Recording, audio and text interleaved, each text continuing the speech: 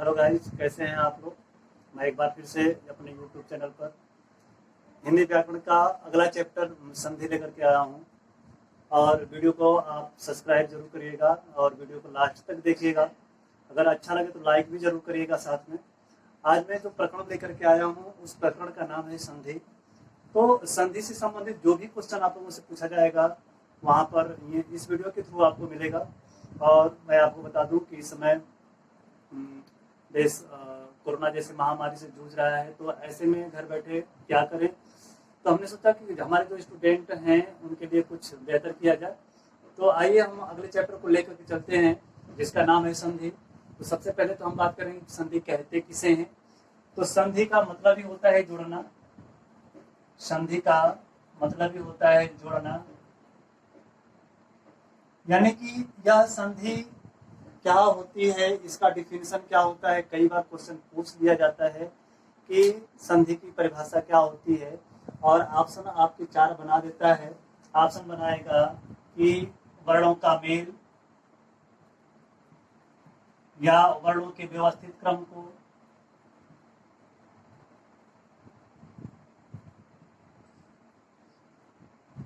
वर्णों के व्यवस्थित क्रम को, या बोलेगा वर्णों के समूह को, या बोलेगा वर्णों के मेल से जो विकार उत्पन्न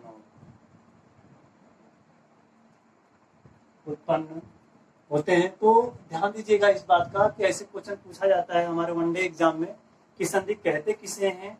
4 तरह के ऑप्शन आपके सामने मिल जाता है। तो एक तरह से संधि अगर हम जोड़ते हैं कि अ और अ मिला तो इसमें संधि सही है कि इसमें संधि होता है। लेकिन अब परिभाषा इसकी क्या होगी, तो यहाँ पर अ और अ मिलने से एक शब्द बनता है, एक वर्ण बनता है, आ बनता है।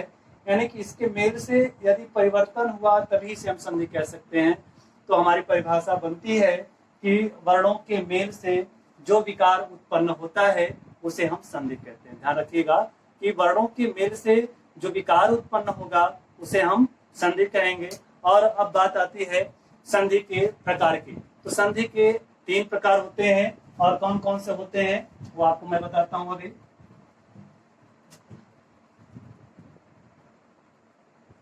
संधि के प्रकार की अगर हम बात करें तो संधि के 3 प्रकार होते हैं।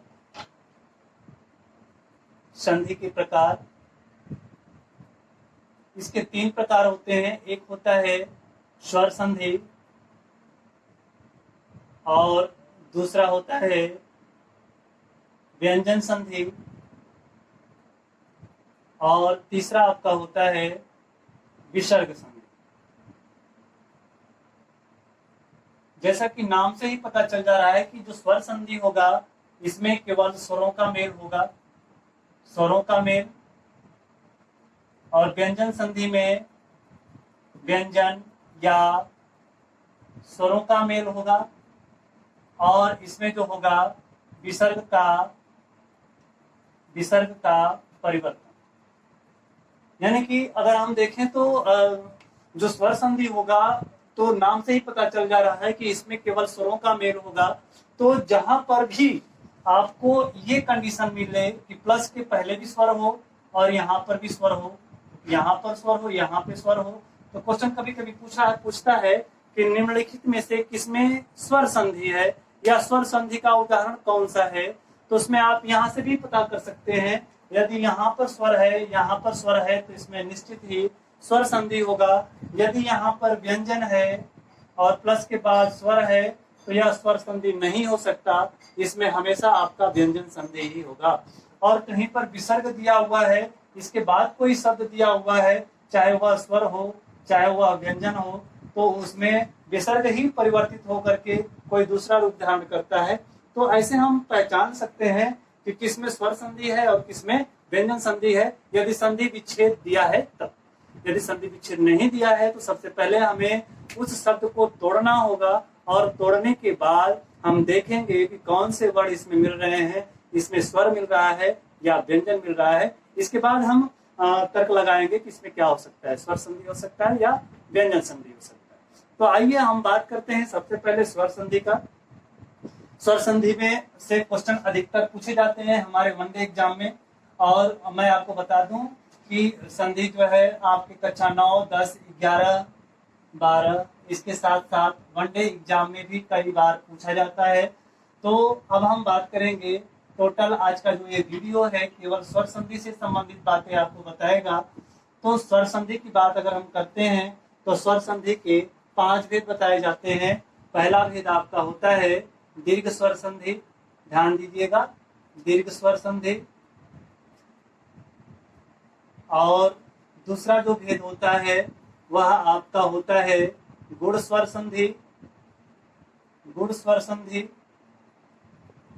और तीसरा जो बात होती है आपकी वृद्धि स्वर संधि, वृद्धि स्वर संधि। और चौथी बात होती है आपकी यण स्वर संधि, यण स्वर संधि। और पांचवा जो प्रकार है आपका, ये प्रकार आपका है अयादि स्वर संधि, अयादि स्वर संधि। तो आज हम बात करेंगे इन पांचों के बारे में, और ध्यान से पढ़िएगा क्योंकि इससे ज्यादा क्वेश्चन कॉम्पिटिटिव एग्जाम में पूछे जाते हैं। तो अगर हम बात करें दीर्घ, आप इसके पहले वाले वीडियो में मैंने आपको स्वर के बारे में बताया। स्वर आपके हिंदी में 11 होते हैं, और जो ये संधियां दिख रही हैं आपको वो टोटल आपको स्वर से ही मिल जाएंगे। तो यहाँ पे दीर्घ स्वर संधि की बात आ रही है। तो दीर्घ स्वर सबसे पहले क्या होते हैं हमें जानना है। तो दीर्घ स्वर की बात अगर हम करते हैं तो आपका जो आ होता है बड़ी होता है, बड़ा ऊ होता है, और एक बड़ी री होती है जो संस्कृत में चलती है। यहाँ पे बात हम थोड़ा सा करेंगे उसकी। तो मूल रूप से, सॉरी कैमरा वहां तक नहीं पहुंच रहा है, ये कैमरा पहुंच चुका है वहां पर। देखिएगा जो आ होती है, बड़ी होती है, बड़ा ऊ होता है, वह दीर्घ स्वर होता है।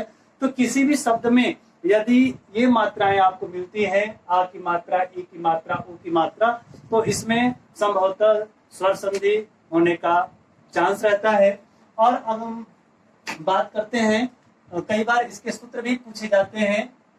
तो दीर्घ स्वर संधि का सूत्र होता है अकः सवर्णे दीर्घ, अकः सवर्णे दीर्घ, अकः सवर्णे दीर्घ, ये सूत्र होता है। कई बार पूछा जाता है कि दीर्घ स्वर संधि का सूत्र क्या होता है। तो इसका सूत्र है अकः सवर्णे दीर्घ। गुण संधि का सूत्र होता है आदिगुणः, आदिगुणः। इसके बाद वृद्धि स्वर संधि का सूत्र होता है वृद्धि रेचि। इस सूत्र का मतलब क्या होता है मैं आपको बताऊंगा। यण स्वर संधि का मतलब होता है इको यणचि, इको यणचि। और अयादि संधि का सूत्र होता है एचो, एचो अयावयाव। ये जो है सूत्र है, तो इसको आपको ध्यान रखना है कि किस संधि का सूत्र क्या होता है।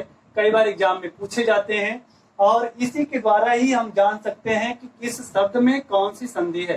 तो आइए हम बात करते हैं सबसे पहले दीर्घ स्वर संधि की। दीर्घ स्वर संधि की बात करेंगे हम। दीर्घ स्वर संधि में आपका जो भी क्वेश्चन होगा मैं आपको यहाँ पर बताऊंगा। और आइए हम बात करते हैं दीर्घ स्वर संधि और इसका सूत्र। जैसा कि आपने देखा है कि इसका सूत्र है अकः सवर्णे दीर्घ। तो इस सूत्र का मतलब क्या होता है सबसे पहले हम ये जान लें। यहाँ पे अकः दिया हुआ है, तो अकः है क्या? अकः का मतलब क्या होता है कि यह अक प्रत्याहार है, यह अक प्रत्याहार है। और अक प्रत्याहार क्या होता है देखिएगा, इसमें अ, ई, उ, ड़, री, री, क, यानी यहाँ से अ को लिया गया, यहाँ से क को लिया गया और एक प्रत्याहार बनाया गया जिसका नाम दिया गया अक। और यहाँ पे जो संज्ञक वर्ण होते हैं, हलंत वाले वर्ण होते हैं, इनकी काउंटिंग नहीं होती है।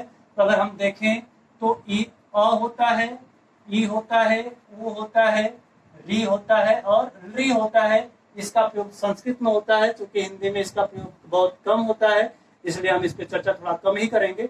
और मैं आपको बता दूं कि जो यह अक प्रत्याहार है, इसमें जो वर्ण है ये चार जो है मूल रूप से वर्ण माने जाते हैं। और हम बता दें कि देखिएगा अ अगर है तो अ का मतलब या समान वर्ण, इसके समान वर्ण जो होते हैं वह अ और आ होता है। ई का मतलब हुआ छोटी ई और बड़ी ई। उ का मतलब होता है उ और बड़ा उ। री का मतलब होता है छोटी री और बड़ी री। ये दोनों आपस में किसी भी कंडीशन में यदि मिलते हैं तो दोनों मिल करके हमेशा बड़ा ही बनाएंगे, दीर्घ ही बनाएंगे। यानी यहाँ पे आ होगा, यहाँ पे ई होगा, सॉरी ई होगा, और यहाँ पे बड़ा ऊ होगा, यहाँ पर री होगा। तो आपको एक बात और ध्यान देना है कि इसका मतलब क्या है, दीर्घ स्वर संधि में होता क्या है। तो दीर्घ स्वर संधि का मतलब ये होता है कि यदि अ ई उ री के बाद अ ई उ री के बाद यदि समान स्वर आते हैं, समान स्वर का मतलब अ ई उ री, तो ये दोनों मिलकर के क्या हो जाते हैं, दीर्घ हो जाते हैं। दोनों मिलकर के क्या बनाएंगे, दीर्घ बनाएंगे। और यहाँ पे अ ई उ री कहने का मतलब क्या है कि अ का मतलब क्या है, यह अ आ मैंने यहाँ पे बताया कि अ का अ जो है इसके समान वर्ण जो होते हैं ये होते हैं। तो कंडीशन क्या होता है, कंडीशन ये होता है, ध्यान से देखिएगा कि यदि अ और अ मिलेगा तो आ बनाएगा, और आ मिलेगा तो भी क्या बनेगा, आ बनेगा। यदि अ के साथ आ मिलेगा तो भी क्या बनेगा, आ बनेगा। और यदि आ के साथ अ मिलता है तो भी क्या बनेगा, आ मिलता है। तो आ ही बनेगा यहाँ पर। इसके बाद अगर हम ई को उठाते हैं, वही कंडीशन होता है, छोटी ई मिलकर के बड़ी बनेगी, बड़ी ई और बड़ी ई मिलकर के बड़ी बनेगी, छोटी ई और बड़ी ई मिलकर के बड़ी बनेगी, बड़ी ई और छोटी ई मिलकर के बड़ी बनेगी। इसी तरह से हम ऊ का भी कर सकते हैं, छोटा ऊ मिलकर के आपका बड़ा ऊ बनेगा, बड़ा ऊ और बड़ा ऊ मिलकर के बड़ा ऊ बनेगा, बड़ा ऊ प्लस छोटा ऊ मिलेगा तो भी क्या बनेगा, बड़ा ऊ बनेगा। बड़ा ऊ के साथ छोटा ऊ के साथ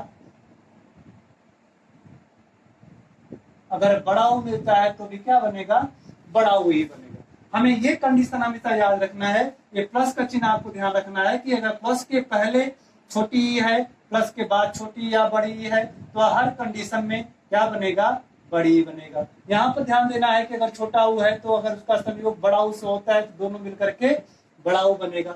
यहाँ पर ध्यान देना है कि यदि आ का मेल अ से होता है तो भी आ बनेगा, आ का मेल यदि आ से मिलेगा तो भी आ बनेगा, अ का मेल आ से होगा तो भी आ ही बनेगा। इतनी बातें आपको दीर्घ स्वर संधि में हमेशा याद रखनी है। आइए हम अब चलते हैं कुछ एग्जाम्पल लेकर के, कुछ एग्जाम्पल आपको हम बताएंगे।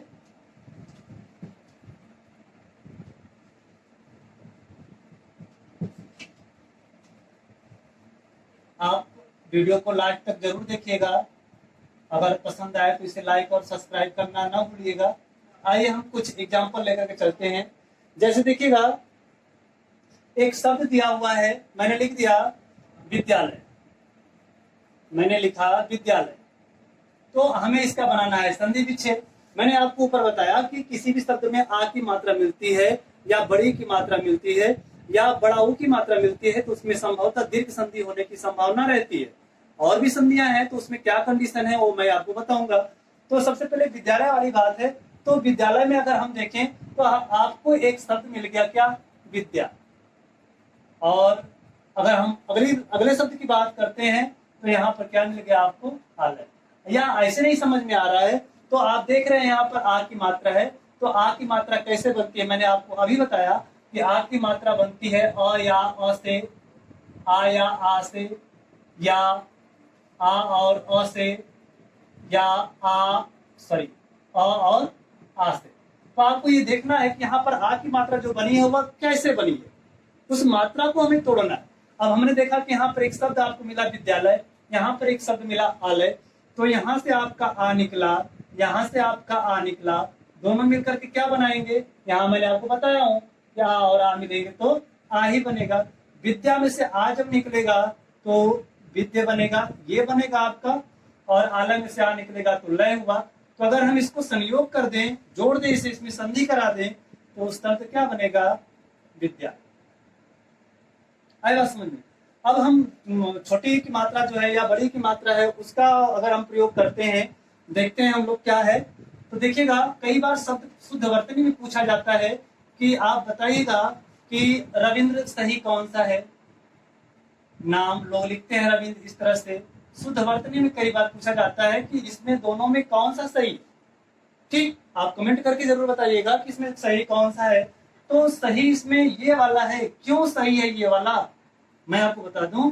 यदि हम रविंद्र की बात करते हैं, यहाँ पर छोटी की मात्रा है, अगर छोटी की मात्रा के हिसाब से अगर हम इसे तोड़ते हैं तो रवि तो होगा ही और इसके साथ इंद्र होगा। तो यहाँ पर छोटी और छोटी मिलेगा, तो छोटी नहीं बनेगा, क्या बनेगा? बड़ी बनेगा। यानी कि ये वाला ऑप्शन क्या है? गलत है। सही ऑप्शन क्या है? ये है। आई बात समझ में? इसी तरह से अगर हम बात करते हैं लघुर्मी, लघुर्मी शुद्ध वर्तनी में देखिएगा संधि जो है आपकी शुद्ध वर्तनी भी करती है। शुद्ध वर्तनी संबंधित क्वेश्चन वनडे एग्जाम में बहुतायत पूछे जाते हैं, तो आप इस बात का हमेशा ध्यान रखेंगे।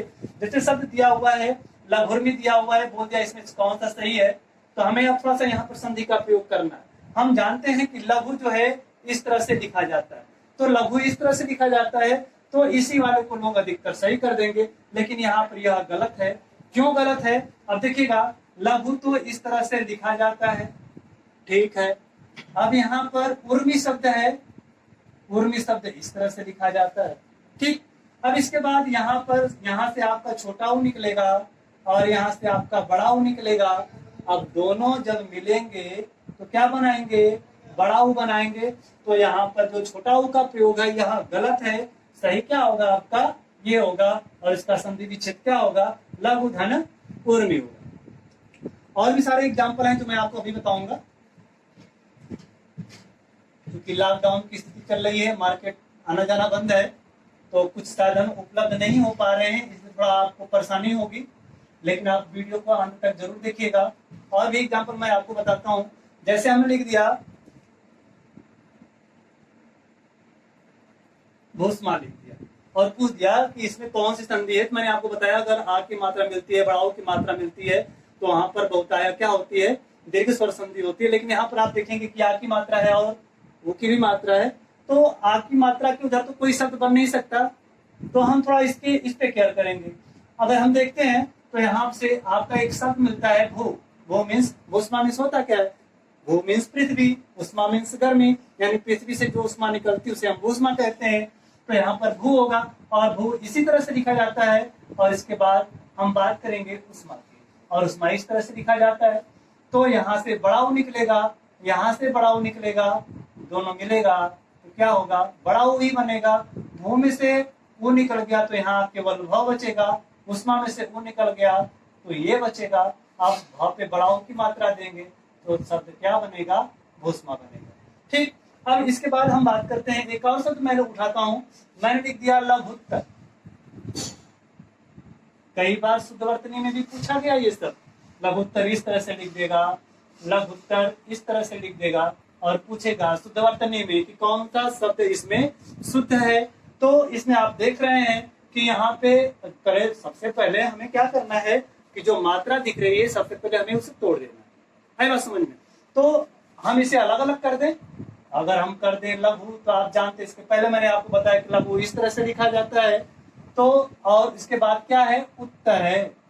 ये लघु और उत्तर। अब देखिएगा यहाँ से छोटा ऊ निकला, यहाँ से छोटा ऊ निकला, दोनों मिलेगा तो बड़ा ऊ बनाएगा, इसलिए बड़ा ऊ वाला उत्तर सही हो। लघुत्तर का संधि विच्छेद क्या होगा? लघु धन उत्तर होगा। अब इसके बाद अगर हम बात करते हैं, जैसे मैंने लिख दिया श्रीष। क्वेश्चन कई बार पूछा गया है श्रीष में कौन सी संधि है। अगर आपको कुछ नहीं समझ में आ रहा है कि इसमें कौन सी संधि है, क्वेश्चन कैसे पूछेगा? श्रीष में कौन सी संधि है? देगा दीर्घ संधि है, गुण संधि है, आदि संधि है, ऐसे करके ऑप्शन देगा। तो आप सीधे देख रहे हैं, आप बड़ी की मात्रा है तो आप सीधे कह सकते हैं कि इसमें दीर्घ स्वर संधि है। सोचने वाली कोई बात ही नहीं है। तो श्री का संधि विच्छेद क्या होगा? श्री धन ईस्ट। क्या होगा? श्री धन ईस्ट। अगर हम देखें इसे, श्री में से ई निकला, यहाँ से ई निकला, दोनों मिला, बड़ी बिना, तो श्री पे बड़ी की मात्रा और स्व जुड़ गया। ये दोनों ई मिल करके बड़ी का निर्माण करेंगे तो शब्द क्या बनेगा? श्री बनेगा। आई बात समझ में? और भी एग्जाम्पल है, जैसे हमने लिख दिया, देखिएगा अगला एग्जाम्पल देखिएगा, हमने लिख दिया अभीष्ट। शुद्ध वर्तनी में कई बार एक क्वेश्चन पूछा गया, अभीष्ट।